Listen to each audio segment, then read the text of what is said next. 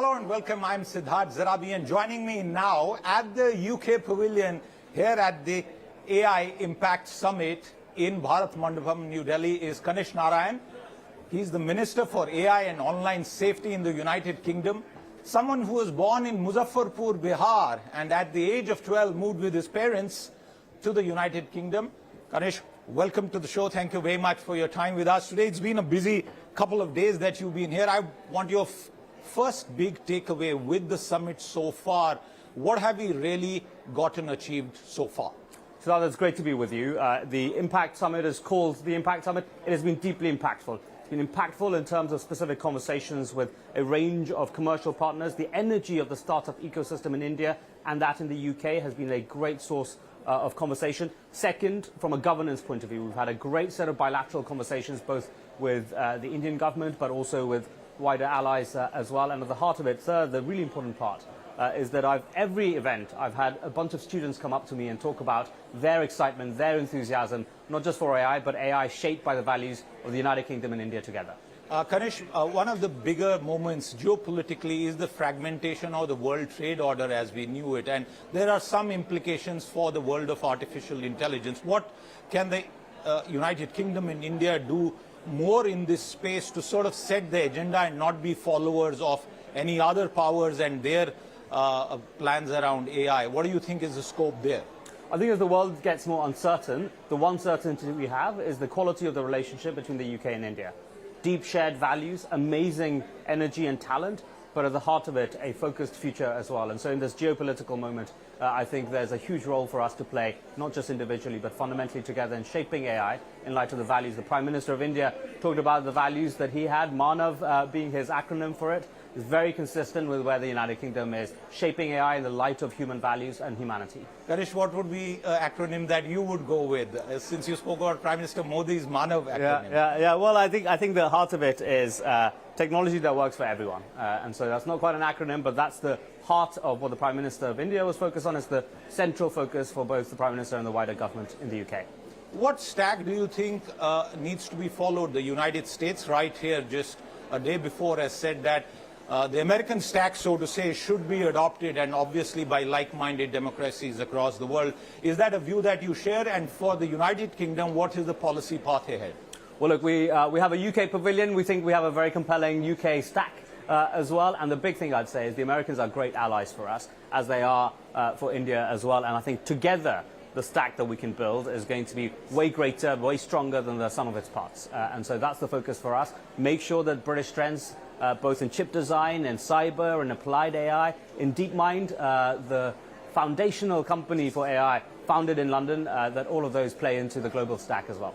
I had a conversation with the Canadian minister, one of the ministers there, on similar lines, and I realized that everybody wants to be sovereign in terms of AI's capabilities. Do you think sovereign AI is very directly linked to national security, and as we go ahead, we'll see more sovereign AI? India has had 2 or 3 launches just a day ago. Is that the future globally? Look, I think the one thing we know for sure is that AI is increasingly the axis around which hard material power is being wielded. And in that context, each country has to have, I'd call it strategic leverage rather than just sovereignty. And the reason I say that is because sovereignty or leverage is not about becoming an island by yourself with no connection to everyone. It's about mutual support and interdependence with allies that have the same values. That's what I want the UK to do with India. Yes, build strategic leverage, great British companies as part of the stack, but there are brilliant strengths that India has. We want to partner on those, make sure that collectively we're building a joint sense of sovereignty. Kanish, we now have a trade agreement between the United Kingdom and India. Specifically for the space and your portfolio, does this provide greater opportunities for British firms in India and vice versa in the space of AI? Hugely so. Look, the one thing I'll say, through all the ups and downs of trade conversations globally, the UK and India have stood by each other consistently. The first FTA out of the gates for us, coming out of the European Union, a deeply proud one in terms of the economic impact of it. But specifically on AI, it's a really important point that you make, Siddharth, because innovation, very uniquely, was a distinct chapter in the FTA for the UK and India, and that was a recognition that AI and technology will be the central area for our future relationship. Lots in terms of standards so that R&D can be easier between the countries. Lots in terms of specific research collaboration, a joint center focused on AI between the two countries. But underpinning all of those, a really fundamental focus on bilateral people-to-people exchange commercially as well as politically. We are short on time, but before I let you go, I have to take the issue of online safety. Yeah. For a country like Britain, Yeah. for a country like India, with the massive number of users, online safety, particularly in the age of AI, is a big concern. How is the United Kingdom addressing that, and how can we learn as a country to avoid, all the pitfalls, the negatives of AI? Yeah, it's a really important part of my portfolio because at the heart of it, we only shape AI and technology appropriately if we shape it to make it safe and secure for people right across our countries as well. Let me give you an example. At the start of the year, Grok started allowing nude images of women and children on its platform. The United Kingdom stood up, said this is completely wrong, we are not going to allow it. Our regulatory regime kicked into action, it stopped. Why did it stop? Because we did that, but also because India did it. India stood up and said this is not in line with our values, it must stop, it stopped.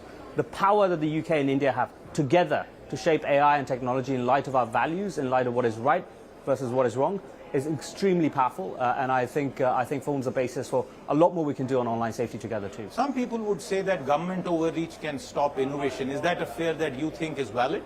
Yeah, I think, of course, theoretically, I can see that overreach in some areas can stop innovation. The big thing I would say, though, is there's a difference between overreach or underreach and government moving fast, even when it is regulating. Regulation can be a form of support for innovation. It can be a form of hindrance for innovation. So these things are a bit more nuanced than some of the debate sometimes gives away. At the very last, before I let you go, you have a fascinating life story and a journey that I'm told still keeps you connected with your roots, which is speaking in Bhojpuri. I don't speak that language. I speak many other tongues, including my mother tongue of Kashmiri. But a message to our viewers, particularly on Aaj Tak, India's largest Hindi language television channel in Bhojpuri, about what AI means for the average Indian. Siddharth जी, भोजपुरी में तो पता नहीं हो पाएगी कि नहीं बात, but कम से कम हिंदी में थोड़ी बहुत मधुबनी मधुरता के साथ कोशिश करूंगा कहने का कि यूके और इंडिया का जो रिलेशनशिप है ये बहुत स्पेशल है, personally as well but politically as well. तो wishing all your viewers a very successful year ahead as well from everyone across the UK. India का रिलेशनशिप हम लोग सबके लिए बहुत ही स्पेशल है. आपने जहां से चुनाव जीता, पहली बार ही आप जैसा व्यक्ति जीत पाया. आप बहुत बड़े बड़े एजुकेशनल इंस्टीट्यूशंस में गए. आपने कभी सोचा था कि आप इस प्रकार के मंत्री होंगे, वो भी बर्तानिया में?